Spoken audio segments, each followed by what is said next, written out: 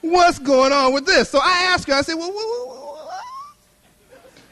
and she starts telling me some stories. She tells me about how Baba saved Al Drucker from the airplane. Many of you are probably familiar with that story, how the voice came over the radio and what have you. And she tells me other stories. Walter Cowan raises the dead, heals the sick. I'm like, oh, this dude sounds heavy.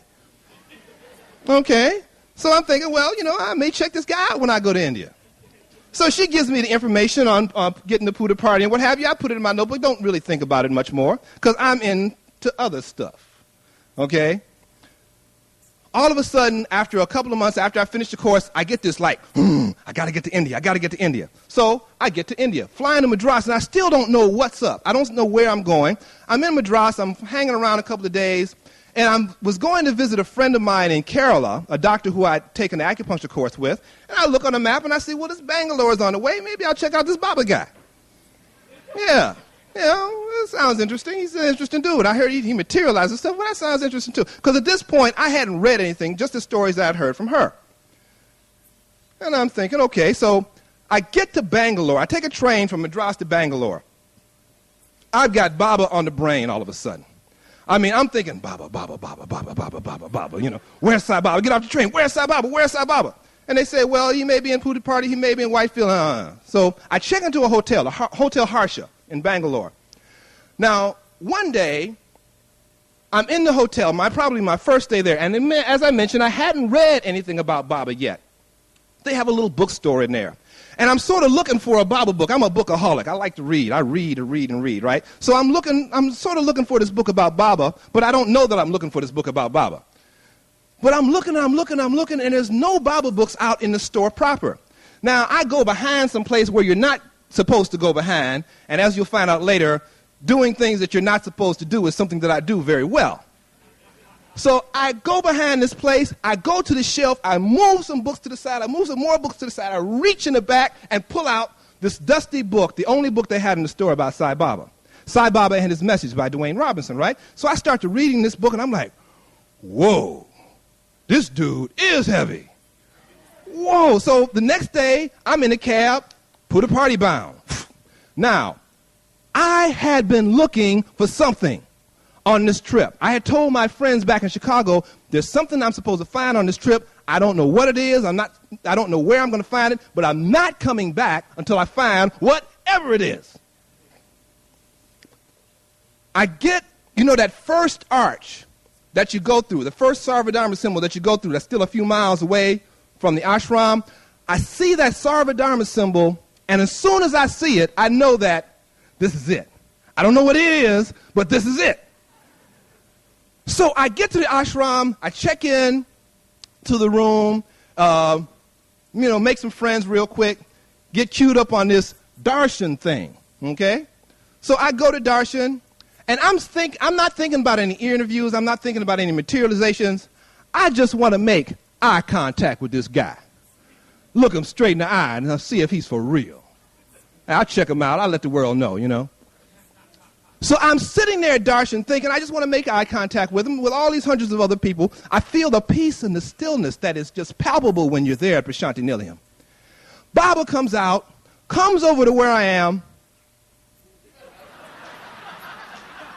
right into my eyes. I'm sitting there like, oh, woo, woo. And right then, I knew that whoever he said he was, he was. It was cool. After that darshan, I went to the bookstore, bought everything in English. Probably bought some books in Hindi or something. I was like, everything. I'm like, I was doing an Evelyn Wood speed reading thing that night. Burning letters off the pages. I'm like, whoa. So next morning, I'm on my way to darshan. I've made some friends. And this one guy from New York, as we're walking towards the darshan lines, he says, if you get a chance, you should kiss his feet.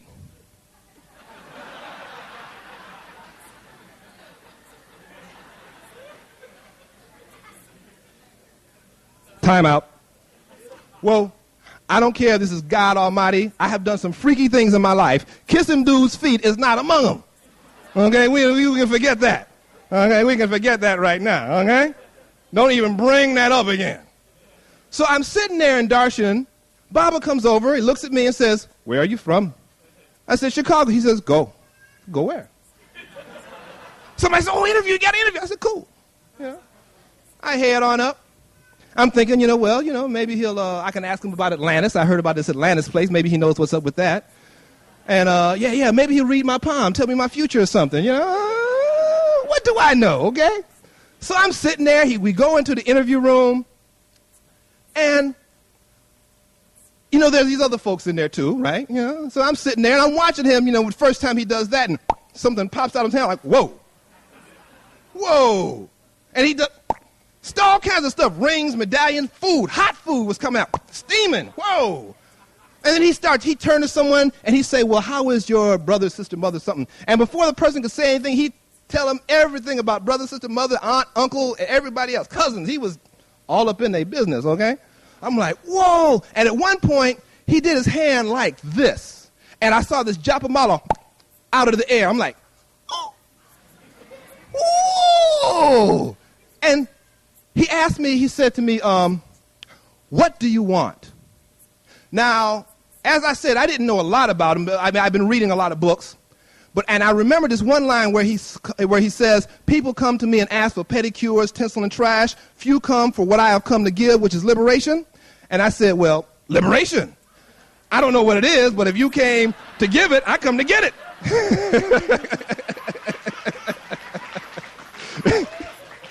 And he looks at me like, and he waves his hand, and he materializes a medallion for me. I'm like, whoa, that's cool, that's cool. Then he takes me in for the one-on-one, okay? Now, I go in there, and I'm thinking, I can remember the kind of questions I had to think about, right? Atlantis, Palm, and all that. He turns to me, after he closes the curtain, he turns to me and says, too much lust. Sometimes you want to be with Mary, and sometimes you want to be with all those other women. Mary was the woman who was living with me, and there was a whole bunch of all them other women. Now, I'm like, and then he started talking to me about stuff that I had never talked to anybody. He talked to me about stuff I wanted to forget about, he was all up in my business. He was naming names. He was getting real particular.